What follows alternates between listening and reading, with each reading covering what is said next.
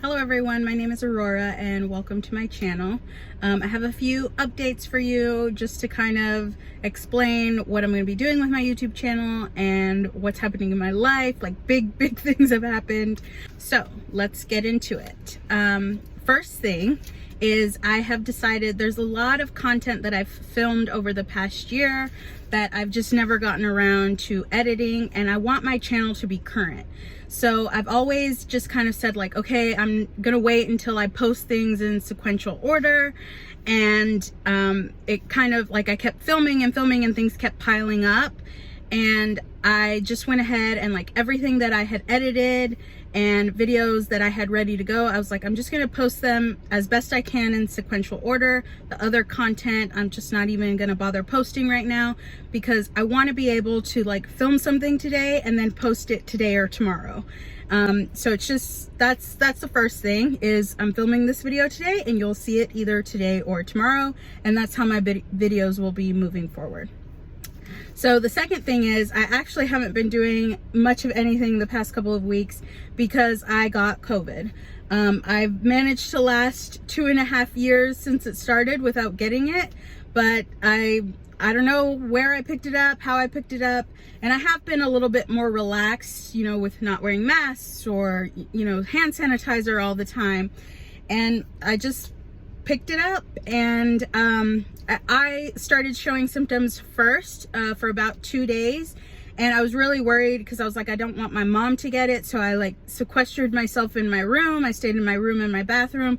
My mom would bring me like soup, which I wasn't eating very much, but maybe about once a day I'd ask for soup or something like that, and she would like put it outside my door and then I'd just bring it into my room. But within a couple of days she also got sick. And I'm just fortunate, like we both had our vaccines and our boosters, and so we didn't have to go to the hospital or anything like that. In my mind, I always thought like, oh, COVID is like the flu. Like you get the flu, you're, you know, out of sorts for a few days and then you're fine. But honestly, it was worse than that. Like I was very sick for about 5 days. I had a high fever. I had no energy. I was just sleeping all the time, sweating. It was bad. And I also had like a stuffed up nose. I think I may have had a sinus infection like in conjunction with COVID. I was coughing. It was absolutely miserable. But yeah, and my mom, actually, she didn't get it as bad as I did. She just had fever for about 3 days, and she didn't get the congestion or anything like that. She just had a slight cough, and then she was very tired. But we've both gotten better. It took me about 2 weeks. It took my mom about 1.5 weeks, and it took me about 2 weeks before I was really kind of better, because it hit me a little bit harder. But yeah, I still have a lingering cough. I'm hoping that goes away because I don't want any of those like long COVID symptoms, but it was not fun. And so I am back to being a little more cautious. Like I'm wearing masks places, like I don't mind doing that.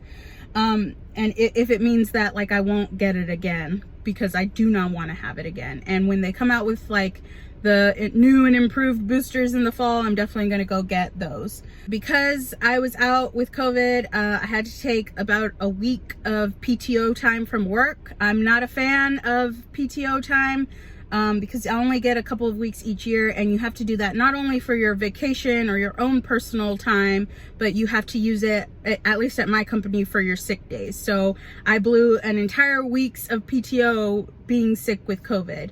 And then the second week I did return to work. Like I work remotely, so I was working from home, but I was still sick. But I was like, I'm not gonna waste another week of PTO. Like I'll just log online, do what I can, and you know, even if I'm tired. But yeah, that was just a whole other situation with work. And then the third big update that I have for you guys is I bought a house and I'm gonna be moving. So all of this happened pretty fast. So you guys knew that I had like done my mortgage applications, and this was about the time. So this happened right before I got COVID, which I kind of think it was that trip that I took to see the house where I got COVID. But this was right before I got COVID, and it was right when the Fed raised the interest rates. So it was about that time, and like they kept talking about the feds raising the interest rates, and I was like, you know, if they raise the interest rates, I'm just gonna go ahead and renew my apartment lease and be here for another year, because I can't afford like those higher interest rates if they go up a whole percentage point on the mortgages. So I had pretty much like given up. And it was a Wednesday, the same day that they announced that the Fed had in fact raised the interest rates. And I saw this house. It was not in the area that I was looking in, but I just stumbled across it. I thought it looked really nice in the photos. I thought it was a really great price. And I was like, you know what? I saw it at nighttime. I was like browsing through my phone, and I was like, you know what? In the morning, I'm gonna get up. I'll try and find a realtor in that area and then see if they can like give me some more information about the house. And the house had been posted for about 7 days. So I was like, you know, maybe other people are already looking at it. There may be other offers. I'm just going to try and find out some more information.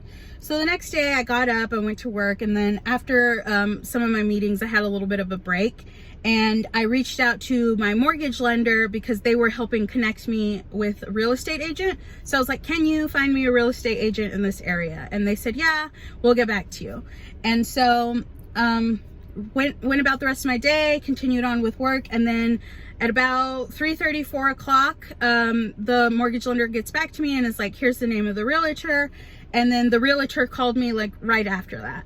And I told her, I was like, you know, I saw this house online, I'm interested in it. And she was like, okay, just send me the address and let me see if I can get in there to see it today. And she was like, and I can do a remote tour with you so you can at least see the inside of the house. And I was like, okay, that's great. So she did that. About 7 p.m. in the evening, she called me and she did the little walkthrough with me. And then she also went and showed me another house, which was very similar, had a very similar look, the same age, same style. It was a couple square 100 feet smaller, and it was a little bit more expensive. But she was like, I want you to have something to compare it to.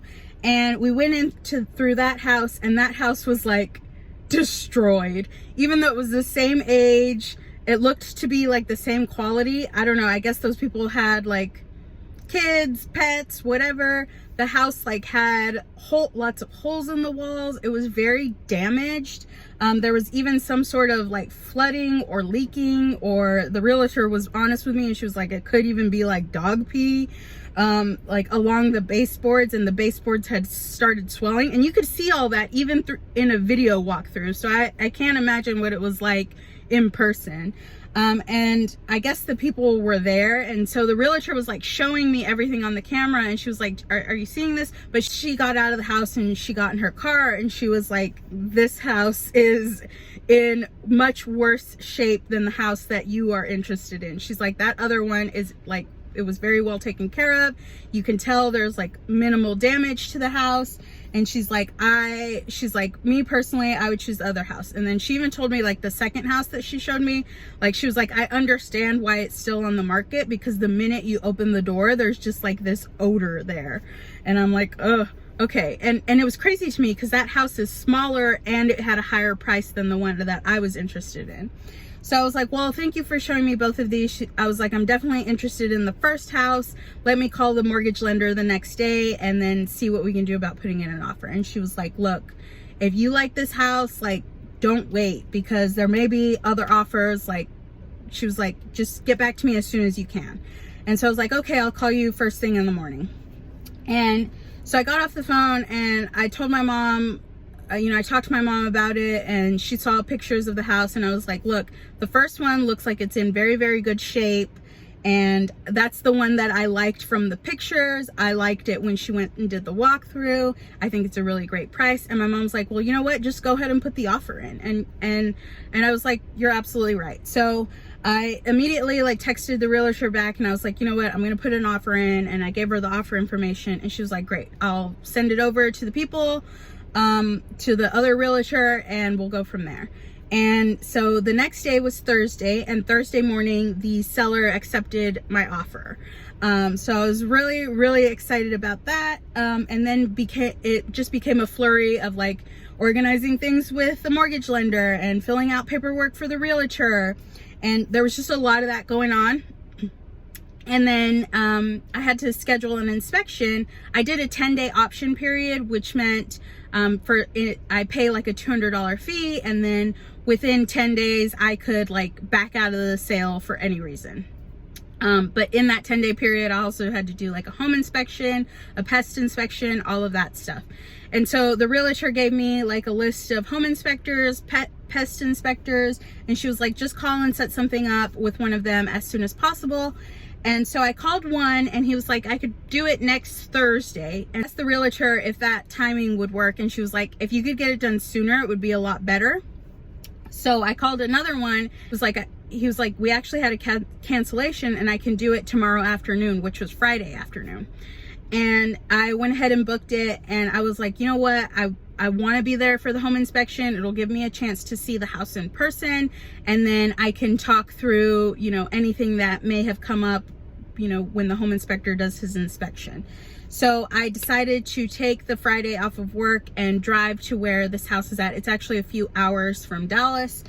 And I went because I wanted to be present for the home inspection. So I think that weekend was when I got sick because I was out of town, and my mom went with me as well. So like wherever we picked it up, we picked it up. So we went to the house, saw the house in person, absolutely loved it. The home inspector like went through the house. I felt like he was very, very thorough, like in everything that he was checking, and he gave a very thorough report. The house is not old. It's about 5-6 years old. And I don't know, I loved it. And the things that the home inspector found were kind of minor. There were some like shingles missing from the roof, some nail heads that were exposed on the roof that needed silicone. And then there were a few like cosmetic things, like one little tile was cracked. There was a little chunk of the carpet coming up off the tack strip. And there was some caulking that needed to be done around the windows. And then the expansion joint on the brick also needed caulking. I'm trying to think of some of the other things that he pointed out. They were all minor. And then there were some like electrical things. So one of them was the outlet on the back patio wasn't working. And then one of the smoke alarms, so it's like a smoke alarm system. All the smoke alarms in all the rooms are connected, and one of them wasn't working. And then the other electrical thing was the outside lights in the front of the house like weren't turning on. So it was kind of those things. And I was like, okay, so what I ended up doing with the realtor, and we went back to the seller, is we asked them to fix all of the things on the roof, and then bring in an electrician to fix the smoke alarms, the outlet, and the lights. So those were the only two things I asked for, because the other stuff like the caulking and the, you know, minor little things, I was like, I can do that myself. I have no problem like doing that. And then the home inspector did say, like, with the caulking outside on the brick expansion joint, he's like, you have to do that about every 3 years anyways. And I was like, you know, if I'm gonna be a homeowner, I need to like learn to do these things, and I can't imagine it's all that difficult. Like, I'll watch some YouTube videos, I'll ask my uncles, I'm sure they'll help me, and I can like caulk outside the windows and stuff like that. I'll figure it out.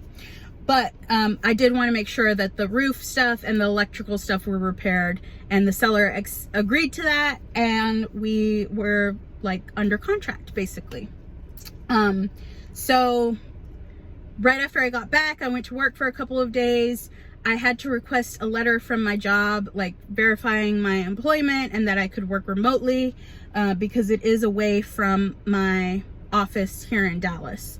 But I've been working remotely. I'm going to continue working remotely. And even if we weren't in like COVID times, what would be happening is every week I would be flying out to wherever my client location is at, and I would be working from there. So I would never really be working from the office that I'm assigned to. I would be working wherever my client's at. So I had to get a verification letter from them, and I put in my request like that Monday after the home inspection. So this was like June 20th. And I went to work for a couple of days, but then I got really sick, and then I was out for the next week with COVID.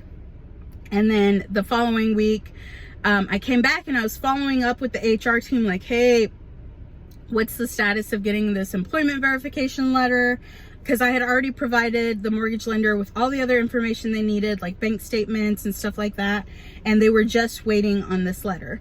So we went into the second week and I followed up with HR, and they're like, it's in process, like it has to be approved by certain teams, blah blah blah. And I was like, okay, fine. And everything else was going great with the house. And then the third week rolled around, and after the 4th of July, I still didn't have this letter from my job. So at this point, it had been about 2.5 weeks since I put in this request.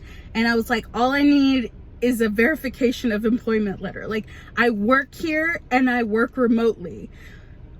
And they were like, well, it's a custom request. It's like got to go through these levels of approvals.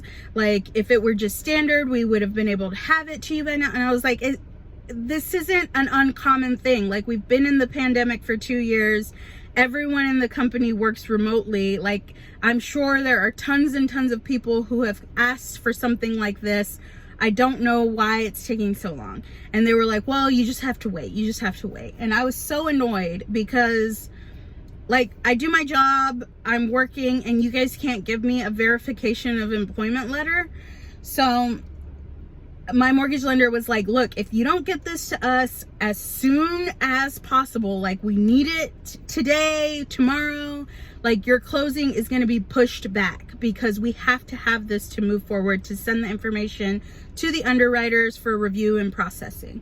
And like, I was just so fed up with work. And so I was like, okay, tomorrow I'm not going to do anything at work. I'm just going to talk to HR. And I spent the whole day talking with multiple people in HR trying to get this letter. And they finally, by the end of the day, I started at 9 a.m. and by 5 a.m. or by 5 p.m. they finally gave it to me. I sent it to the mortgage lender and they were able to do whatever they had to do. So we are on track to close on time, but I was just so annoyed with my job. Like, I work there, you pay me, I work from home. Like, why can't you give me this letter? Like, there's all these people that work in HR and not one person could do this for me. Yeah, that's a whole other story. We'll get into that. But anyways, things are going well with my house. I'm supposed to close next week. So I was planning on doing the close in person. I was like, I can take a couple of my PTO days to close on the house and, like, start cleaning it before we actually move in. But because I got COVID, I had to use a lot of my PTO time. So I considered closing on the house virtually. But at the same time, like, this is a big experience for me and I want to be there and I want to be present in it. And I don't want to say, oh, well, I had to close on my house virtually because I didn't have any PTO time. Like, I'm just sick of my job and I don't like the fact that I can't experience big things that are happening in my life because of my job. And so I have decided to go ahead and do the close in person. I'm just going to have to, like, work around my job. So basically what I'm going to do is Tuesday night, I'm going to head over to the other city that my house is in. Like, once I get out of work, I'm going to spend a couple of hours and drive over there. I'm going to stay in a hotel. Wednesday, I'm going to work from the hotel room all day, and then Wednesday evening I'm going to do the final walkthrough of the house with the realtor before the closing, and that's just to check that the house hasn't been destroyed in the meantime since I last saw it, and that all of the roofing and electrical work was done, which the roofing work was done. They already sent me a report with, like, pictures, but we can test the electrical stuff. And then the owner also conveyed like the refrigerator, which is awesome, and there's a few furniture pieces that they conveyed in the sale as well. So I can just go and make sure all of that stuff is still there. So we're going to do the walkthrough Wednesday night, and then Thursday morning, I'm going to take 4 hours off of work to do the actual close. And then I should be given the keys and all of that stuff. And then I'll go back to the hotel and then work from the hotel for the rest of the day. And then Friday morning, I'll work from the hotel all morning until I check out at noon. And then I'm going to take an additional 4 hours of time off for the rest of Friday afternoon. So that way I'll only have to take like 1 day of PTO across those 2 days. Like I'm splitting it up 4 hours one day, 4 hours the next day. And I'll still be able to be in person for the closing. I'm just gonna have to like rent a hotel and work from the hotel for a few days. But yeah, so that's what's gonna happen. And then Friday, like I should get the house Thursday, like the keys to the house Thursday. And Friday, my mom's gonna stay here in Dallas and continue packing. And then Friday, she's gonna drive down there and we're gonna start like deep cleaning the house before we move in. And then we'll come back probably Sunday, and I'll work, you know, that entire week. And the following weekend is when I'm going to get the moving truck to move everything down to the new house. And then I'll come back and I'll still have a week in my apartment, but it'll be empty from all the furniture, so that way I can clean and, you know, get it ready to turn in the keys and all of that stuff. So I just wanted to have a little bit of overlap time between when I got the house and when I have to turn in my apartment, so that we can kind of do things without being rushed. So this move has actually been a little bit more relaxed, I feel like, because one, I'm only moving a few hours away. It's not like my last move from New York to Texas where there was like, it was like one shot, all or nothing. Here, like I can make multiple trips if I have to, like, or my mom can make multiple trips in her SUV if we need to like take some extra boxes or something like that. So it's just much closer and a little bit easier to manage. And then also, like, I'm not going to be taking apart any of my furniture the way that I did when I moved from New York. Like if it was a shelf or something, I would have disassembled it and packed it. I'm just leaving everything, and we're just going to put stuff in the truck like that because it is a shorter move.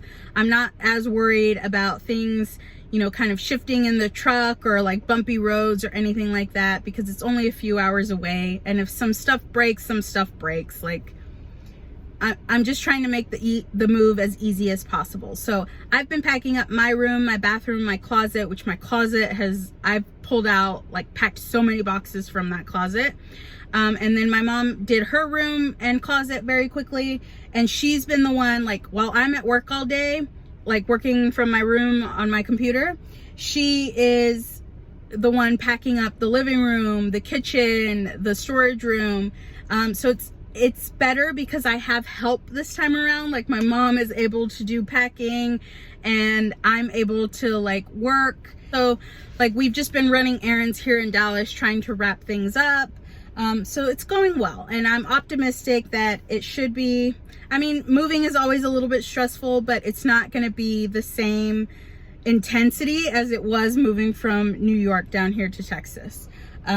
So yeah, and it's also like I'm trying to make the move as easy as possible as well, because when I moved from New York, like I was done with business school. I had time to pack once I had finished my classes. And once I got down here, like I had time to unpack because I wasn't working. But basically, I'm going to be working up until I move, and then I'm probably just going to move over the weekend and then be back to work on that Monday. So I don't have that extra time the way that I did when I moved down here. So it's just like, let's just get the stuff over there, and then we can spend however long we need to unpacking and arranging things. I'm also not decluttering or anything like that. I'm just packing absolutely everything, which you guys know I have been hanging on to stuff and I've been reluctant to declutter because I know that I was going to be moving. Like when I was in New York, I was like, I don't want to get rid of that because it may work in my apartment in Dallas. And then here in Dallas, I didn't want to get rid of stuff because I was like, I plan on only being here a year and a half before I buy a house, and I don't know what I'm going to need in my new house. So we're just going to take everything, and I don't want to like have to buy any furniture or anything like that right away. So we're just going to use what we have. And then I'll slowly like replace things with the aesthetic that I'm going for in the house, and with you know, furniture pieces and stuff that I like, but we're just going to use what we have for now. So when we get over there and we start unpacking, I am going to be really cutthroat about what I actually keep. It's like, okay, this is going to be my permanent house. Like, I'm going to live here for a few years, if not longer. And there's no point in me keeping things, you know, because this is the space I'm going to be in. So if there's not a place for it here, then there's no place for it in my life, right? Like, I should just get rid of it. So once I get down there and I start unpacking, I am going to be very, very cutthroat about decluttering, because I'm just tired of having so much stuff. And I want to make sure like what I'm putting in that space is very intentional, because that's where I'm going to be for the next few years. I really like the house. I'm very, very excited about it, and I may do a video on like why I'm so happy and so excited about it, because I knew I was going to be happy to buy a house, but I didn't realize I would be this happy about it. And I had to do some reflection and figure out, okay, like why am I so excited about this? Why is it bringing me so much joy? And yeah, I'll probably talk about that separately. But I'm very, very excited about this house. It's something that will be mine. It's a place that I can call home and always come back to. You know, even if I move somewhere else, like I can leave all my stuff at my house. I don't have to worry about packing it up or anything like that. Yeah, I'm just very, very excited about moving into this space and having some privacy. You know, I'm not sharing walls with neighbors. I don't have to worry about like parking in parking lots. I'm gonna have a fenced backyard for my dog. Like, I can just put him out there. I don't have to deal with like, you know, always having him on a leash, or, you know, trying to navigate other people's dog poop because they don't pick it up in the grass. Yeah, so I'm just very, very excited. Like I said, I'm not going to be sharing walls with neighbors. I don't have to worry about hearing their stomping around above me or TVs or anything like that. And actually my mortgage, which is the mortgage, the house insurance, all of that, the property taxes, all of that, the full payment amount is going to be a couple $100 less than what I'm paying in rent here. And my apartment here is about 1,200 square feet, and I have a little storage room and a 1-car garage. And over there in my new house, it's going to be 2,000 square feet, 2-car garage, 2-car driveway, fenced yard. So it's going to be a much larger space, and I'm going to be paying less in my mortgage than I was paying in my rent. And this was even before, like, I didn't renew my lease. So if I had renewed my lease, the rent was going to go up another $100. And yeah, for this past month, so my lease ended in the middle of June, and then basically for the rest of June and then all of July, I went on a month-to-month contract, which I did have to pay about $700 more a month, like for that time period. But I knew it was just like 1 month temporary thing, and I'm willing to pay that because I'm just in a transition period. But yeah, it's financially, it just makes sense to have a larger space, more privacy, and I'm actually buying something. When I'm making my mortgage payments, I'm going to be owning this house. I'm not just lining the pockets of the apartment management company. So it just makes so much sense, and I absolutely love the house. It's not my dream house, right? Like, I have a very long list of requirements for my dream house, but it just makes sense for me. Like, this is a good starter house, a good first step. But I might live there 5 years, I might live there 10 years. I'm so excited about this next step. I just wanted to give you guys those updates of my channel is going to be current from now on. And I had COVID, which was not fun, and then I bought a house. So expect maybe a couple of moving videos from me. I'm not going to do a whole series. It might just be like 1 or 2 videos. I'll give you a tour of the house for sure. And yeah, that's all I wanted to talk about today. So I will see you guys in the next one. Bye. I'm picking up some moving boxes from Home Depot, and I did the order curbside, so I'm waiting. But I also picked up a strawberry frosty from Wendy's. I've been seeing everyone try these, and I wanted to try it for myself. So That's pretty good. My favorite are chocolate Frosties, but I don't know. This might be my new favorite. I kind of don't see the point of the vanilla Frosties. I like vanilla. Vanilla is actually my favorite ice cream flavor. But the vanilla Frosties, I just don't think are very good. The chocolate Frosties I like because they're not like, it's not like a really rich chocolate flavor. But this tastes like Nesquik in ice cream form. You know, it's like strawberry quick. This is good. Definitely something you should pick up and try. So I saw this video on TikTok where this girl dipped her Oreos in heavy cream and froze them. All I had were these little mini Oreos. So I put them in a bowl with some cream and I'm going to try them out. Okay, so I've had some and I'm just going to say skip this. Like the cream doesn't really add anything. I don't know, not a fan.